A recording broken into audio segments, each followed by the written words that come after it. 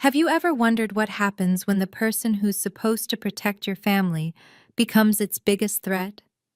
When my father lay dying in a hospital bed, my stepmother Margaret blocked me from saying goodbye, claiming only immediate family was allowed in.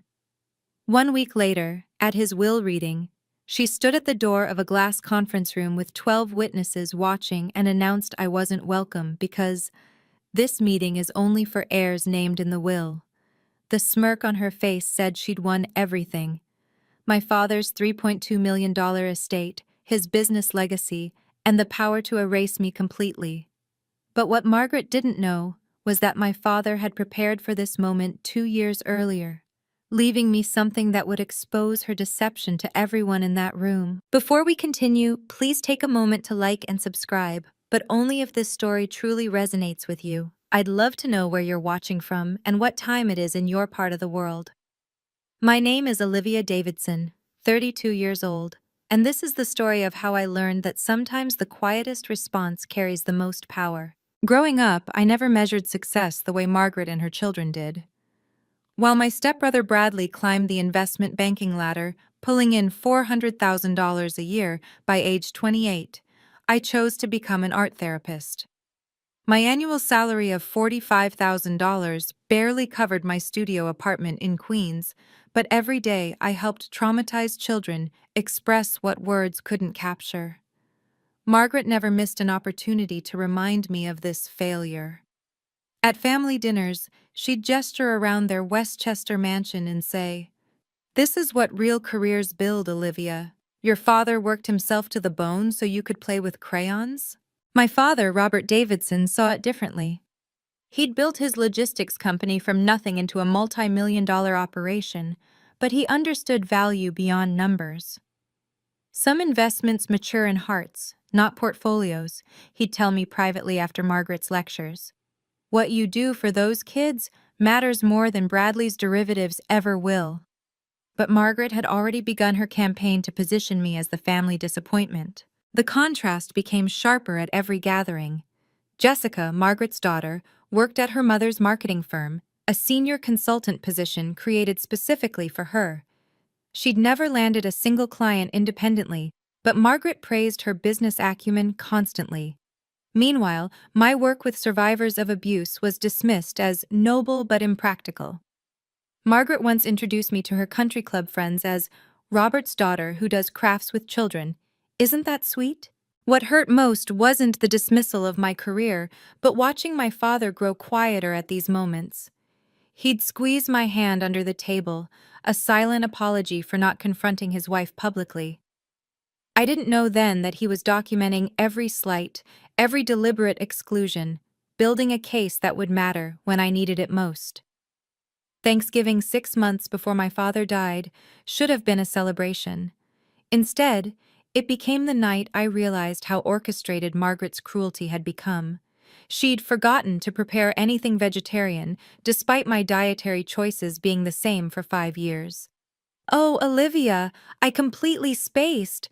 But there's salad," she said, gesturing to a bowl of iceberg lettuce while Bradley carved the turkey. Jessica spent the entire dinner describing her latest achievement, a promotion to Vice President of Strategic Initiatives. "Mom says I'm the youngest VP in company history," she beamed, failing to mention the company had exactly 3 employees. Bradley nodded approvingly while discussing his latest deal. $2 million in commission this quarter alone. That's what I call a real Thanksgiving blessing." My father sat at the head of the table, his face notably pale, a persistent cough interrupting his attempts to eat. When I expressed concern, Margaret waved dismissively. "Your father's just been working too hard. Unlike some people, he understands responsibility." The dig was clear. My choice to work with traumatized children rather than chase money was seen as irresponsible. Then something unexpected happened. During dessert, my father set down his fork and looked directly at me. "Olivia, I need you to meet with Morrison next week, Tuesday, 2 o'clock. Morrison was his attorney for 20 years. Margaret's face tightened. Why would she need to see James? My father's response was calm but firm. "Some investments are worth more than money, Bradley, And some things need to be documented properly. The table went silent. Jessica nervously checked her phone. Bradley exchanged glances with his mother. Margaret's smile became fixed, artificial. Well, whatever you think is best, darling. But her eyes, when they met mine, were cold, calculating. That night, I didn't know my father had already been diagnosed with stage 3 cancer. The prescription bottles in the trash changed everything. I'd stopped by my father's house to return a book when I noticed them. Powerful painkillers, oncology medications, drugs I recognized from my work with terminally ill children. When I confronted Margaret, her performance was flawless. Your father didn't want to worry you. It's just preventive care, some tests. You know how doctors overreact these days. But Bradley knew. He let it slip during a phone call I overheard. Mom said not to worry her about Dad's treatments. She's too emotional to handle it properly. Too emotional. The woman who'd held crying children through chemotherapy was apparently too fragile to know her father was fighting cancer. I called my father's physician directly. I'm sorry, Ms. Davidson, but I can only discuss your father's condition with authorized family members. The receptionist's tone was apologetic but firm. Mrs. Margaret Davidson is listed as his primary contact and medical proxy. When had that happened? My father had always been meticulous about keeping me informed of important decisions. The pieces fell into place slowly. Margaret scheduling all his appointments for times when I was working. The family meetings I mysteriously wasn't invited to because they were just about finances. The way she'd started answering his phone, screening his calls. Your father needs rest, not visitors, she'd say when I tried to stop by. 3 weeks after that Thanksgiving, I discovered the truth through my father's assistant, who whispered it during a chance encounter at a coffee shop. Stage 3 pancreatic cancer, diagnosed 4 months ago. I thought you knew. 4 months. While I'd been deliberately kept in the dark, Margaret had been making preparations. The call that would come at 2 a.m. 3 weeks later shouldn't have been a surprise, but somehow it still destroyed me. The phone rang at 2:47 a.m., jolting me from restless sleep. Ms. Davidson, this is St. Mary's Hospital. Your father has been admitted in critical condition. You should come immediately. I threw on clothes, my hands shaking as I grabbed my keys. The 45-minute drive felt like hours, every red light an eternity while my father lay dying without me. The ICU's fluorescent lights were harsh, unforgiving. I could see him through the glass, tubes, machines, the rhythmic beep of monitors. But when I tried to enter, a nurse blocked my path. I'm sorry, but you're not on the approved visitor list. My legs nearly buckled. That's my father. I'm his daughter. His actual daughter. The nurse consulted her tablet, sympathy flickering across her face. Mrs. Margaret Davidson specified immediate family only, herself and her 2 children, Bradley and Jessica. Through the window, I watched Margaret sitting beside my father's bed, holding his hand, playing the devoted wife while his biological daughter stood helpless in the hallway. He keeps calling for someone, the nurse whispered, glancing around nervously. Olivia, is that you? My heart shattered. Even sedated, even dying, my father was calling for me. But Margaret had built her wall perfectly. Hospital security stood nearby, ready to enforce the visitor restrictions. I pressed my palm against the glass, watching the machines breathe for him. Margaret looked up, our eyes meeting through the barrier. She didn't smirk or gloat. She simply turned back to my father, stroking his hair as if I didn't exist. The heart monitor's rhythm grew irregular. Alarms began sounding. Medical staff rushed in, pushing Margaret aside. At 3:15 a.m., the alarms went silent. The doctor emerged, his face grave. My father was gone, and I never got to say goodbye. Time of death, 3:15 a.m., the doctor announced to the hallway.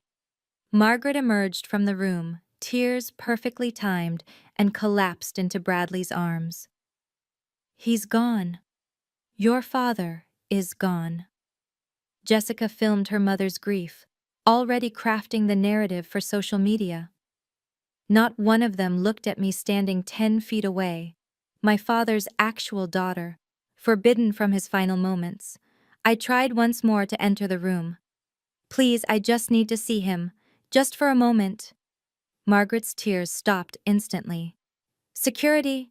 This woman is disrupting our family's grief. Please escort her out. The guard approached apologetically. Ma'am, I'm going to have to ask you to leave. That's my father. The words came out broken, desperate. Margaret's voice cut through cold and clear. Your father made his wishes clear about who he wanted with him. Respect his final moments with his real family. Real family. As if 28 years of being his daughter meant nothing. The security guard guided me toward the elevator. Behind us, I heard Margaret instructing the nurse. No one else is to see him. We need privacy to grieve. But as the elevator doors began closing, a different nurse, the one who'd whispered to me earlier, slipped something into my hand. It was my father's handkerchief, the one with his initials that he always carried. He was holding this, she said quietly. Keep it. That small act of kindness broke me. I sat in my car in the hospital parking lot until dawn, clutching that handkerchief, breathing in the faint scent of his cologne. Margaret had stolen his last words, his final breath, his goodbye. But she couldn't steal the 28 years of love that came before, though God knows she would try. 300 people attended my father's funeral, filling Riverside Memorial Chapel to capacity. Margaret had orchestrated every detail to erase me from his life story. The slideshow running on loop showed Robert Davidson with his loving family.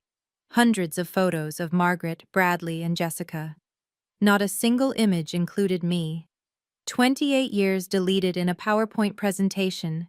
She'd seated me in the third row, behind business associates and casual acquaintances.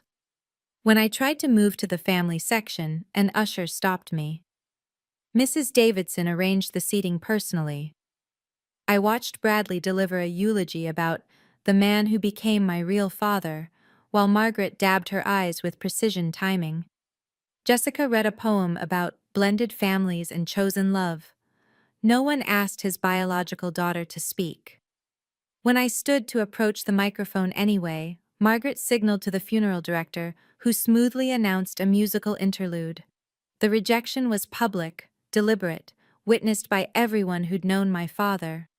Some looked away embarrassed, others whispered among themselves. But then James Morrison appeared at my elbow. My father's attorney for 2 decades leaned close enough to whisper, "Your father left specific instructions. Meet me after the service, privately." He pressed a business card into my hand, then moved away before Margaret noticed. The burial was worse. Margaret had listed herself and her children as the only family on the funeral program. She stood graveside accepting condolences as the grieving widow, while I was pushed to the periphery with distant cousins and employees. But I noticed something. Morrison was photographing everything, documenting who stood where, who spoke to whom. As dirt fell on my father's casket, Margaret finally looked at me directly. The mask slipped for just a moment, revealing pure triumph. She thought she'd won everything. If you've ever been excluded from your own family, or made to feel invisible by people who should protect you, you know exactly how I felt standing at my father's grave. But sometimes, the people we lose have one final way to protect us. Before we continue, please hit that subscribe button if this story resonates with you, and comment below. Have you ever had to stand up to family who tried to erase you? Morrison's call came exactly 1 week after the funeral. The will reading is scheduled for Thursday at 2 p.m. Your presence is requested. I could hear Margaret's voice in the background. She doesn't need to be there, James. Only beneficiaries are required to attend. His response was professionally neutral. I'll notify all relevant parties. Margaret called me an hour later, her voice dripping false concern. Olivia, dear, I wanted to spare you more pain. Your father's will is straightforward. Everything goes to his wife and family. Coming Thursday would just be awkward. The word hung between us like a threat. "I'll be there," I said simply. "Check for yourself if you don't believe me. Your name isn't in it." "I said I'll be there, Margaret." Her tone sharpened. "You'll embarrass yourself, in front of lawyers, witnesses, everyone. Your father made his choice clear." Then softer, almost pitying. "I'm trying to protect you from more hurt." That evening, a separate email arrived from Morrison, encrypted and marked confidential. "Ms. Davidson, please bring any documents your father may have given you. Any papers, recordings, or materials dated within the last 5 years. This is important." The specificity was intriguing. Documents my father gave me. Not left for me, not about me, gave to me directly. I thought about the meeting my father had mentioned at Thanksgiving, the one Margaret had questioned. Tuesday at 2 o'clock with Morrison, but my father died before that meeting could happen. Or had he planned something else entirely? Margaret texted Bradley and Jessica that night. I know because Jessica posted about it, unable to resist social media even now. "Family meeting tomorrow. Big changes coming. Hat blessed. Family first." The vultures were circling, confident in their feast. My father's home office had been locked since his death, but I still had my childhood key. Margaret didn't know about the hidden safe behind his bookshelf, the one he'd shown me on my 16th birthday. "Some things are just between us, sweetheart," he'd said, teaching me the combination. My mother's birthday, the woman who'd died when I was 4. Inside the safe, among birth certificates and old photos, was a navy blue folder I'd never seen before. A post-it note in my father's handwriting read, "For Olivia, when the time comes." My hands trembled as I opened it. Legal documents, notarized and dated 2 years ago. A USB drive taped to the inside cover. The header on the papers made my breath catch. "Davidson Family Trust Amendment. 2 years ago." Before the cancer diagnosis, before Margaret's escalation, my father had been preparing. The documents were dense with legal language, but certain phrases stood out. Irrevocable trust, designated trustee, in the event of deliberate exclusion or isolation. He'd known. Somehow, he'd known what Margaret would do. The USB drive felt heavier than its mere ounces. I wanted to check its contents immediately, but something made me wait. These documents were meant for a specific moment, a particular audience. My father had been a strategic man. This was his final strategy. I placed everything back in the Navy folder, noting the embossed seal of Morrison and Associates on every page. Carol Bennett's notary stamp appeared multiple times. She'd be at the reading tomorrow as Morrison's senior notary. My father hadn't just prepared documents, he'd built a case with witnesses. That night I chose my outfit carefully. The blazer my father had given me for my birthday, the watch he'd worn every day until the hospital. If Margaret wanted to erase me, I'd walk in wearing his memory. Margaret gathered her children the morning of the will reading like a general preparing for victory. I know because Bradley posted a photo from their breakfast at the country club. "Family strategy session," he captioned it before quickly deleting. But screenshots live forever, and my cousin Sarah caught it in time. "Olivia might try to cause a scene," Margaret told them, according to Jessica's livestream that she thought was private. "She has no legal standing, but desperation makes people unpredictable." Jessica laughed, that hollow sound she'd perfected. She actually thinks Dad left her something? After she chose finger painting over family? Bradley was more pragmatic. "The will is ironclad. I reviewed it myself last month." Last month. My father had been dead for only a week, but Bradley had already reviewed the will while he was dying. "She can contest all she wants. It'll cost her more than she makes in 5 years." Margaret wore her power like armor that morning, a black Chanel suit that cost more than my monthly rent, the diamond necklace my father gave her for their 5th anniversary, the wedding ring she'd upgraded twice.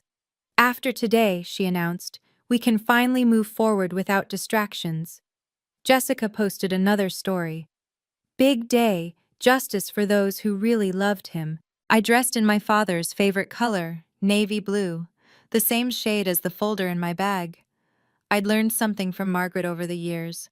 Power isn't always loud. Sometimes it's as quiet as a notarized document, as subtle as a recording device, as patient as a trust amendment waiting 2 years for its moment. The drive to Morrison and Associates felt like approaching a battlefield, but I had something Margaret didn't expect. My father's voice, captured in digital clarity, explaining everything. Morrison and Associates occupied the entire 15th floor of a Manhattan high-rise, its floor-to-ceiling windows offering views of Central Park. The conference room Margaret had chosen was deliberately intimidating, glass walls ensuring everyone in the office could witness what she assumed would be my humiliation. 12 people had already gathered inside: Morrison, 2 associate lawyers, Carol Bennett and another notary, Margaret's personal attorney, 2 witnesses from my father's company, and of course, Margaret's family holding court at the mahogany table. Security cameras recorded from multiple angles. Morrison's firm took documentation seriously. The conference room's acoustics carried voices clearly.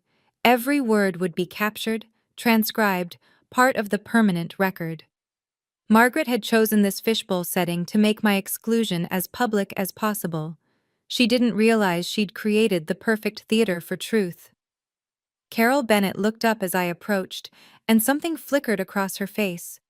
Recognition, maybe even relief. She'd been with Morrison's firm for 15 years, had notarized hundreds of my father's documents. Today she held 2 separate folders on the table before her, not one. 2. Morrison himself sat at the head of the table, his expression professionally neutral but his eyes alert. He'd worn his courtroom suit, I noticed, the charcoal gray he reserved for his most important cases. A legal pad lay before him, already filled with notes in his precise handwriting. Whatever was about to happen, he'd prepared extensively.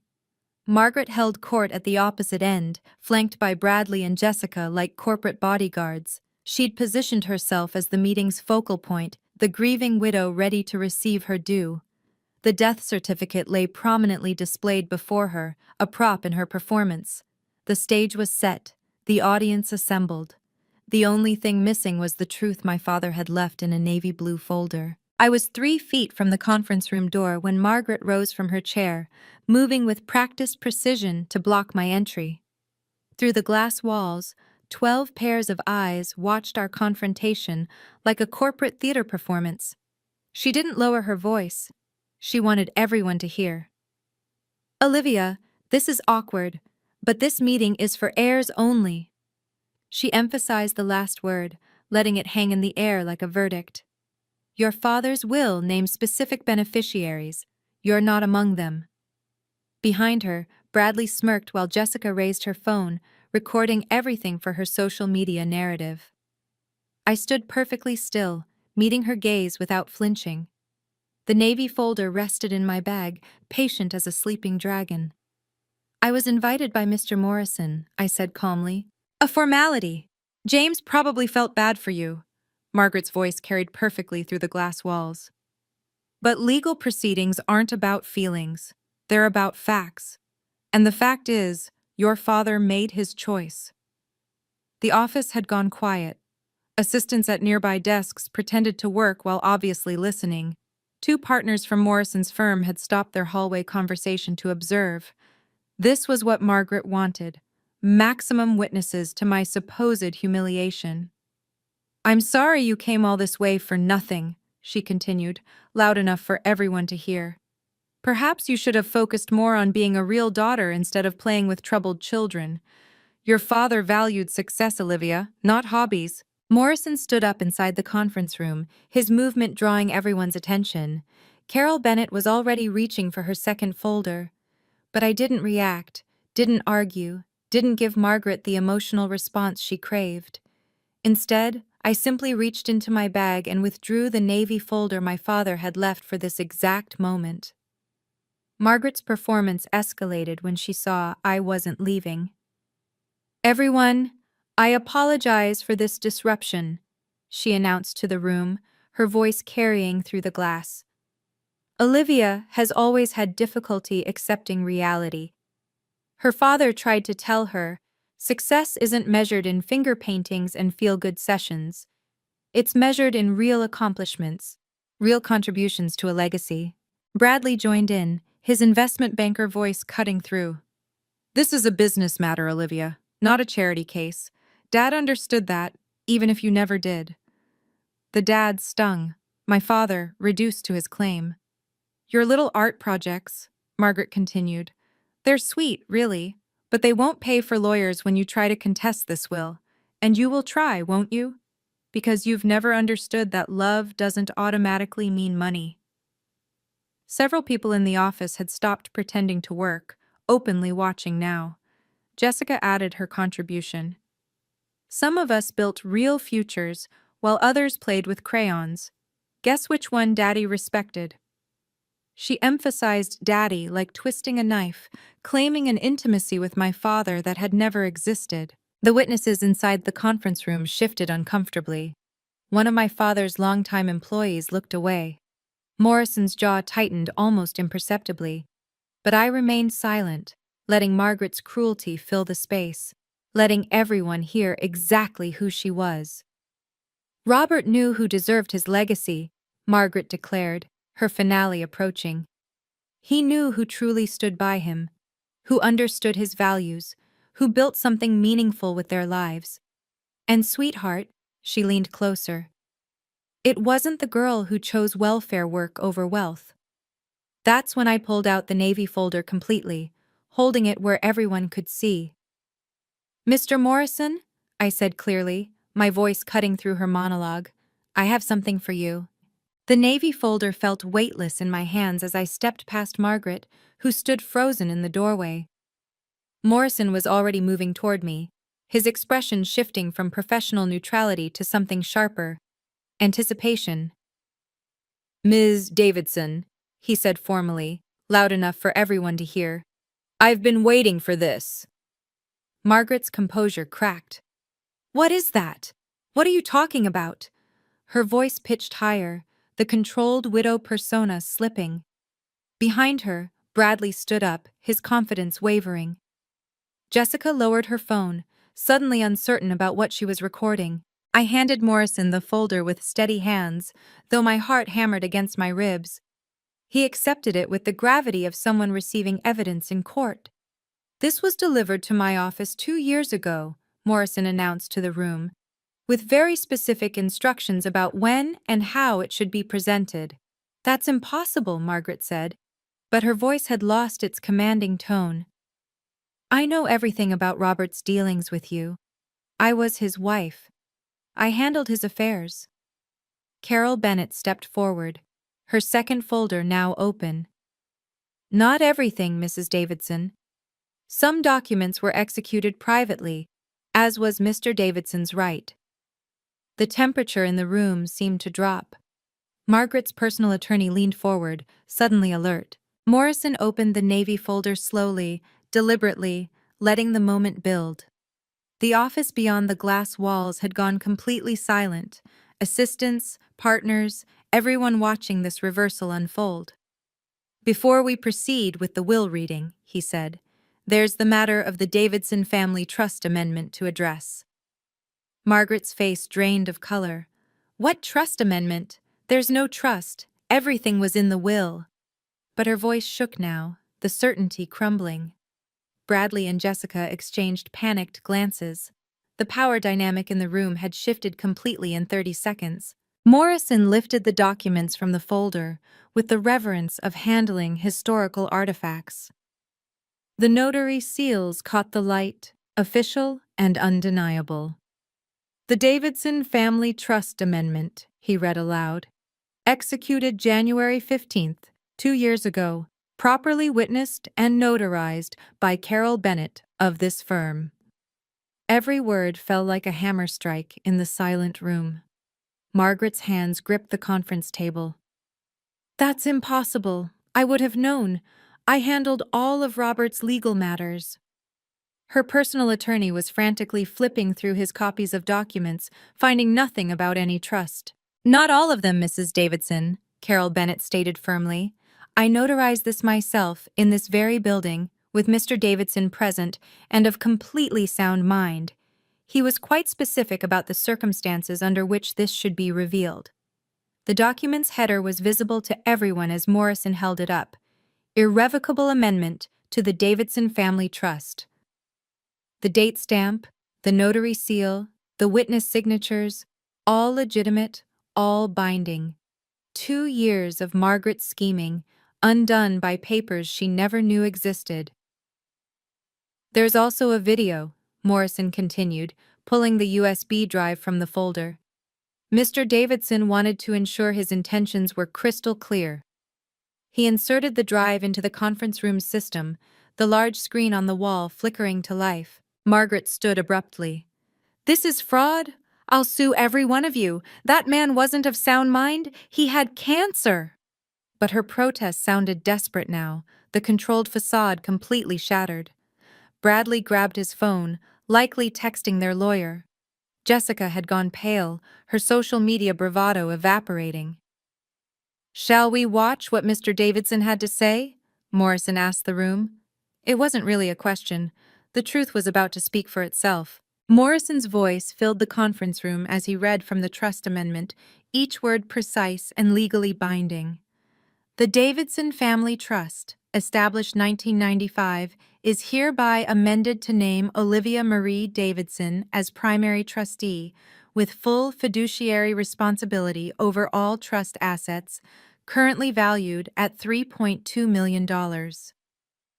Margaret's legs gave out. She sank into a chair as Morrison continued. In accordance with the prenuptial agreement signed by Margaret Stevens Davidson, dated 8 years ago, Mrs. Davidson is entitled to a one-time payment of $250,000 upon the death of Robert Davidson. This satisfies all marital claims to the estate. Bradley Stevens and Jessica Stevens, Morrison read on, are each allocated $50,000 for educational expenses to be administered by the primary trustee. Bradley's face went from red to white. Jessica started crying, not for grief, but for her evaporated millions. The room was absolutely silent except for Morrison's voice. The remaining trust assets are to be used to establish the Robert Davidson Foundation for Art Therapy Services, supporting children who have experienced trauma. The foundation will be administered by Olivia Davidson, who will receive an annual salary as director, commensurate with industry standards. Furthermore, Morrison paused, letting the weight build. This amendment was executed 2 years prior to Mr. Davidson's death, when he was fully competent and under no duress. It specifically states, in the event of attempts to exclude Olivia from family matters, medical decisions, or estate proceedings, Margaret Davidson forfeits all fiduciary rights and any claims beyond the prenuptial agreement. Margaret's attorney finally spoke. This appears to be legally binding. His loyalty to his client couldn't override legal reality. The witnesses from my father's company were nodding.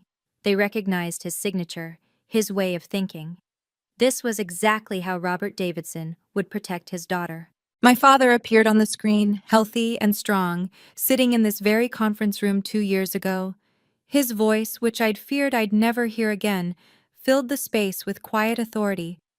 If you're watching this, then Margaret has done exactly what I've come to expect. She's tried to erase my daughter from my legacy. Tears ran down my face silently as he continued. I'm recording this of sound mind and body, before any illness, before any diagnosis. I see how Margaret treats Olivia.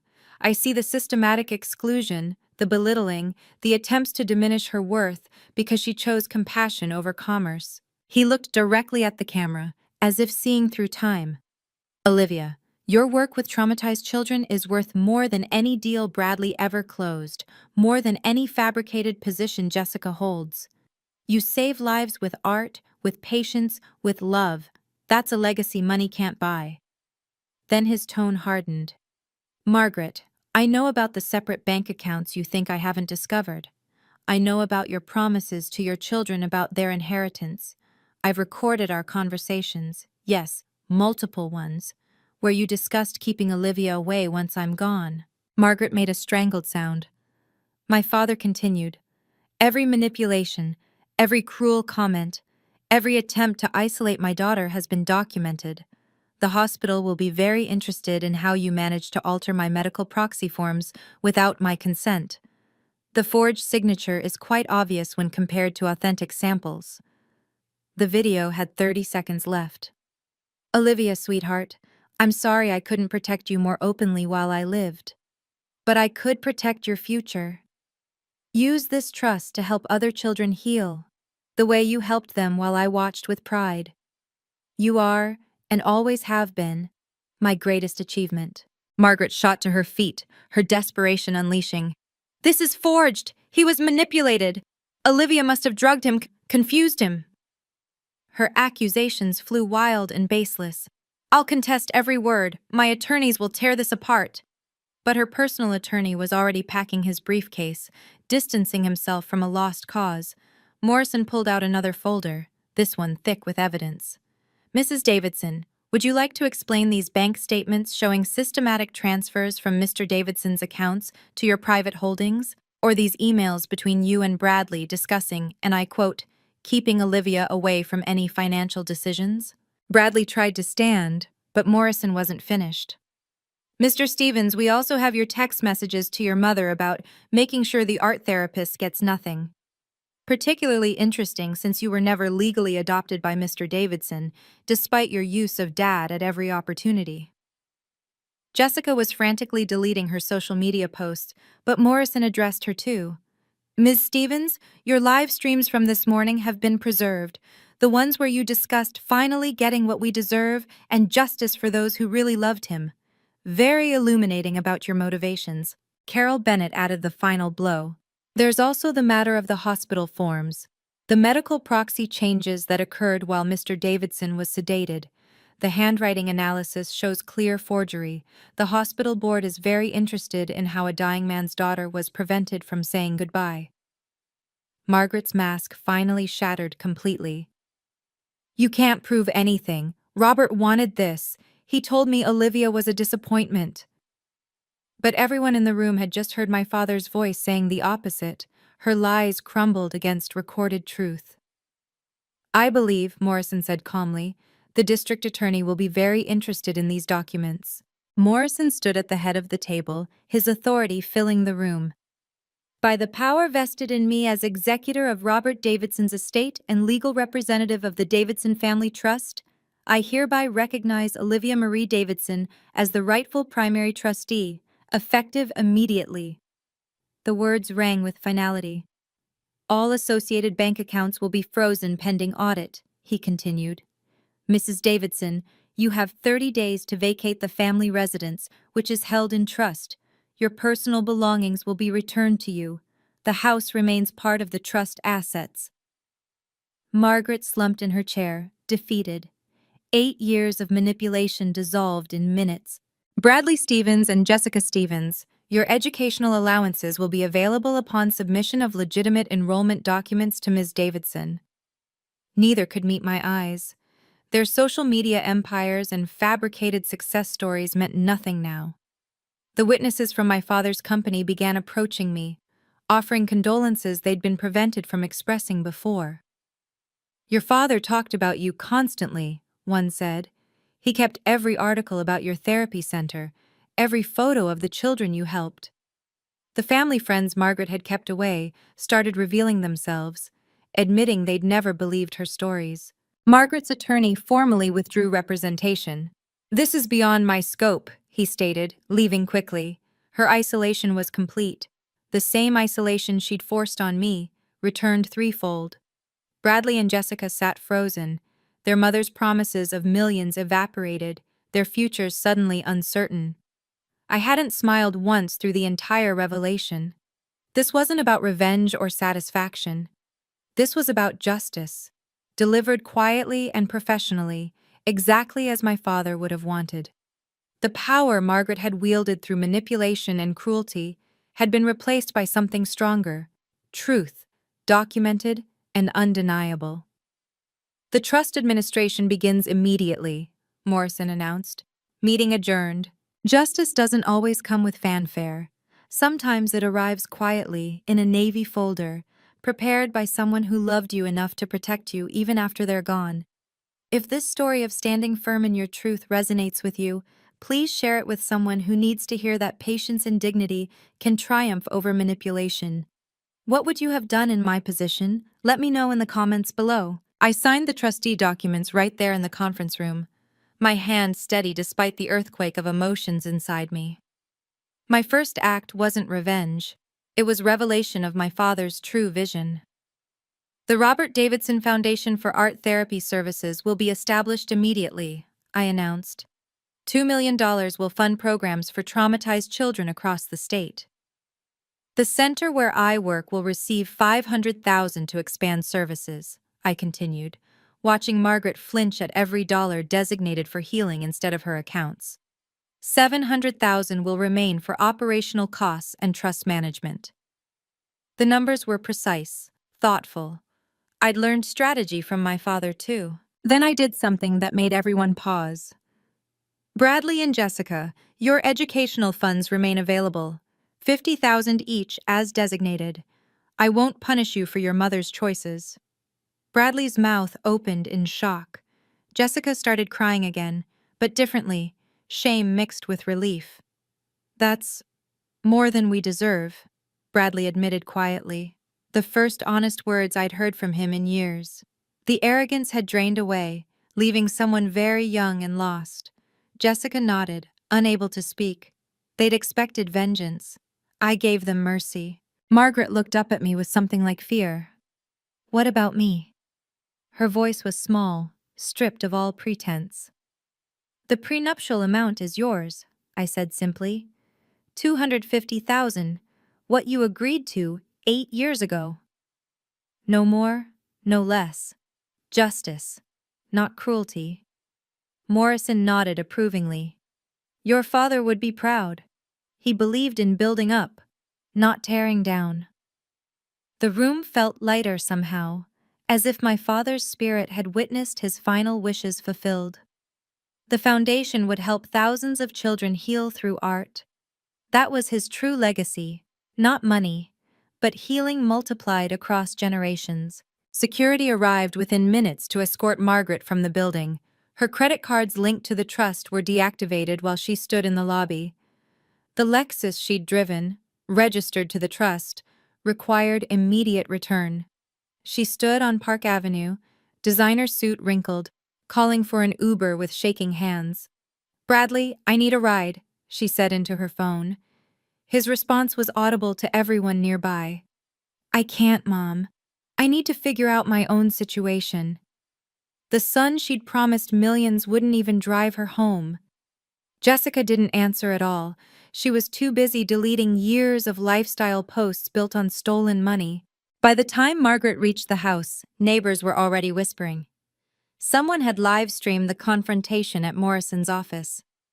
The country club friends who'd praised her business acumen were group texting about the scandal. The charity boards she'd joined for status were scheduling emergency meetings about her removal. Her lawyer friend Richard, who'd always flirted at parties, wouldn't take her call. Your prenup is ironclad, Margaret, his secretary informed her. Mr. Harrison suggests you seek other counsel. Even her allies distanced themselves from the radioactive fallout of her exposure. The moving company arrived the next morning with boxes and a 30-day notice. Margaret stood in the foyer of the house she'd redecorated 3 times with my father's money, watching strangers catalog items that belonged to the trust. The paintings she'd bought, the furniture she'd selected, all of it purchased with funds that were never truly hers. Your personal items from before the marriage will be packed separately, the supervisor informed her professionally. Those items filled exactly 3 boxes. 8 years of luxury, reduced to 3 boxes of premarital possessions. The same reduction she'd tried to force on me, daughter to nothing, reversed completely. The hospital investigation began within 48 hours. Their legal department had questions about visitor restrictions and medical proxy changes that occurred while my father was heavily sedated. The forged signatures Margaret had used to bar me from his room constituted fraud and potentially elder abuse. The head of patient advocacy called me personally to apologize.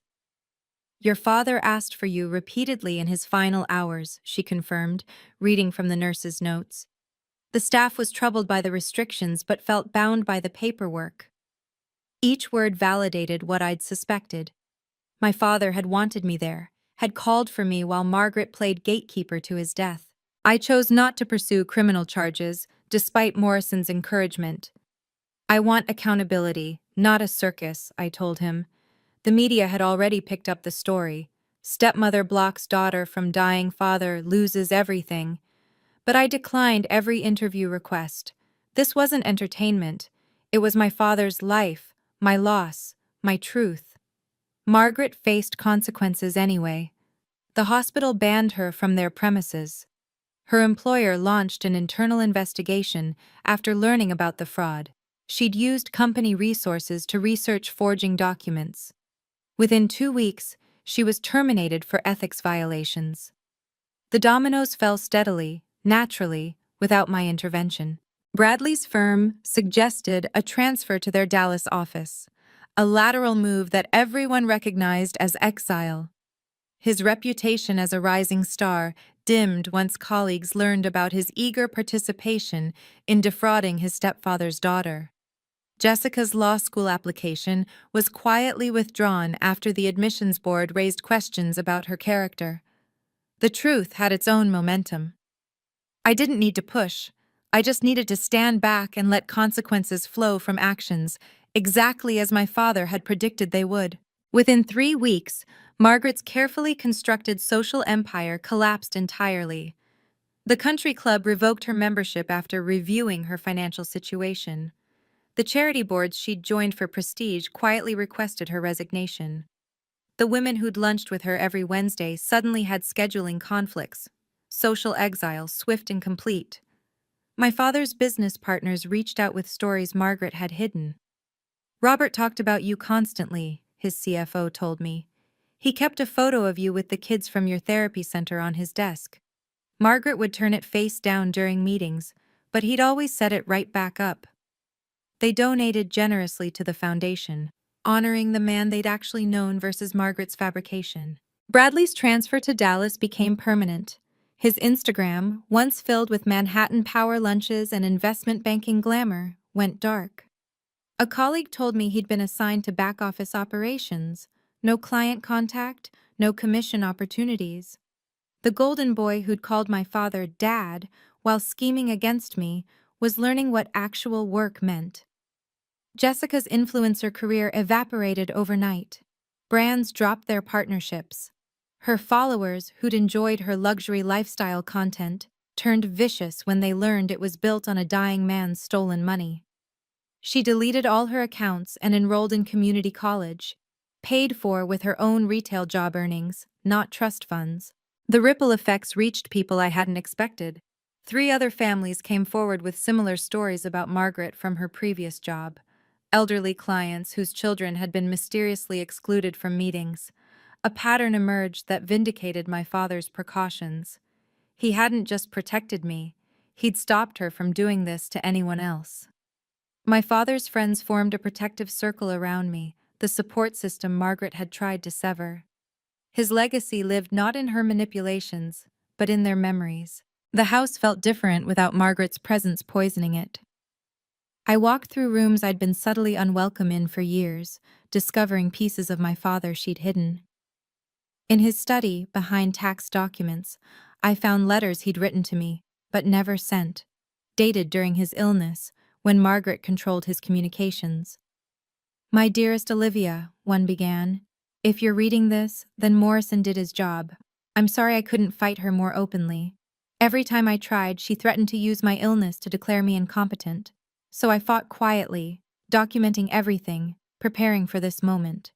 His handwriting, shaky from medication but determined, filled pages with love and strategy.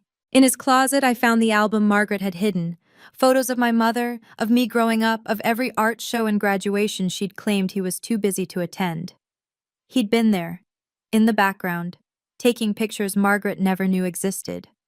On the back of one from my therapy center's opening, proudest day of my life. The most precious discovery was a voice recorder in his bedside drawer. Hours of messages meant for me, recorded during his final months. Olivia, it's Tuesday, 3 a.m. Margaret's asleep. I wanted to tell you about the time you painted that butterfly at age 4. His voice, weak but warm, sharing memories Margaret couldn't steal. I started therapy myself, real therapy, not the performance of strength I'd maintained for so long.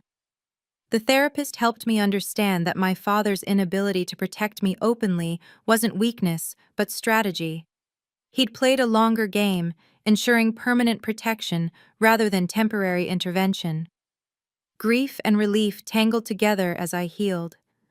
I'd lost my father twice, once to Margaret's manipulations, then to death. But I'd found him again in these hidden treasures, his love preserved in paper and voice. My father's siblings emerged from 5 years of Margaret-imposed silence. She told us you didn't want contact, Aunt Patricia explained, crying as she hugged me. Said you were embarrassed by our working-class background now that Robert had money. The lie stung with its calculated cruelty. Margaret had weaponized my father's humble origins against his own family. Uncle James revealed attempted visits Margaret had blocked. We came for Thanksgiving 2 years ago. She met us in the driveway, said Robert was too ill and you were too busy with your important artist friends to see us. They'd driven 4 hours only to be turned away at the gate of the house where they'd once been welcome. My grandmother's best friend, Dorothy, now 91, called from Florida. Your father phoned me every Sunday until Margaret changed his number. He worried about you constantly, sweet girl. Said Margaret was poisoning you against him slowly. The calls I'd never received, the relationship severed, all part of Margaret's isolation campaign. We organized a proper memorial for my father. 200 people came. His real friends, employees who'd respected him, families whose children I'd helped through therapy. This time, the slideshow included everyone, his siblings, my mother, me at every age. The eulogy came from Uncle James, who'd known him since childhood, not from Bradley's performed grief. Jessica sent a letter through Morrison's office. I'm sorry, filled 2 pages, along with admissions about her mother's schemes she'd witnessed. I didn't respond, but I didn't burn it either. Bradley sent nothing, his silence its own form of acknowledgement. Some bridges, once burned, couldn't be rebuilt with apologies. The family Margaret had tried to erase surrounded me with love my father would have wanted me to feel. His death had broken her spell over all of us. 6 months after the will reading, I'd learned to set boundaries with the grace my father had shown in his final plans. When Margaret sent a letter through her new lawyer requesting consideration of circumstances, I responded through Morrison. I wish you healing, but I won't be part of your journey. Forgiveness didn't mean access to my life. Bradley reached out once, a carefully worded email about moving forward and learning from mistakes. I acknowledged it with 2 sentences. Thank you for writing. I hope you find peace. No door opened, no invitation extended. His choices had consequences that apologies couldn't erase. The hardest boundary was with well-meaning people who thought I should be the bigger person and reconcile. She's lost everything, a distant cousin argued. Isn't that punishment enough? But boundaries weren't about punishment. They were about protection. My father had taught me that through his trust amendment. Some people, once they'd shown you who they were, shouldn't get second chances to hurt you. I returned to dating after 2 years of solitude, but with new awareness. Red flags I might have ignored before, someone dismissive of my career, anyone who joked about my inheritance, people who pushed against clearly stated boundaries, became immediate deal breakers. My father's money hadn't made me suspicious. Margaret's betrayal had made me wise. The therapy center created a program specifically for children dealing with family betrayal and grief. We called it the Butterfly Project, transformation through art. Every child who learned to express their pain through creation instead of destruction was a victory my father would have celebrated. Your boundaries are your inheritance too, my therapist observed. Your father didn't just leave you money, He left you permission to protect yourself. She was right. The trust fund was valuable, but the trust in my own judgment was priceless. The Robert Davidson Foundation helped 500 children in its first year.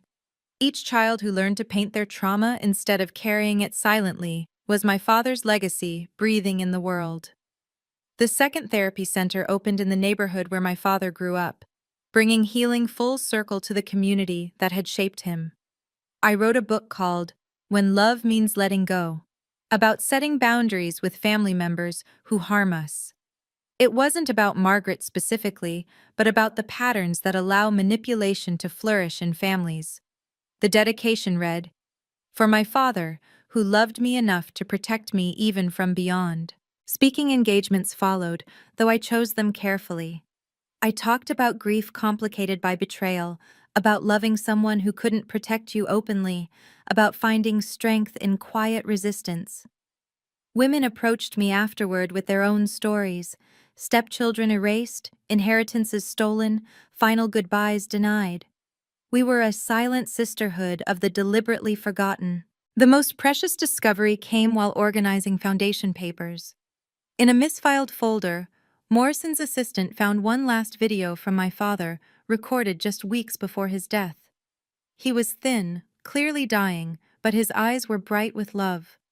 "Olivia, if you're watching this, you've won. Not the money. That was never the real prize.